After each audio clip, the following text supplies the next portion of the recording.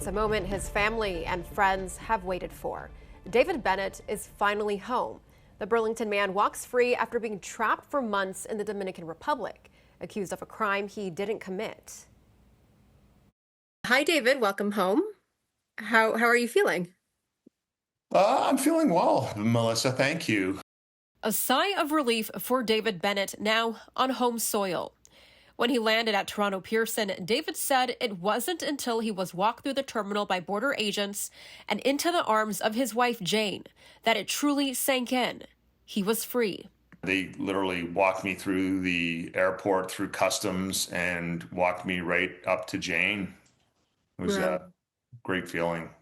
In early March, David and Jane were wrapping up a vacation in the Dominican Republic when their trip took a terrifying turn. At the airport in Punta Cana, David was pulled aside and accused of smuggling drugs. He was shown a photo of a suitcase that he'd never seen, tagged with a name close to his, but not quite his own, David Bennet.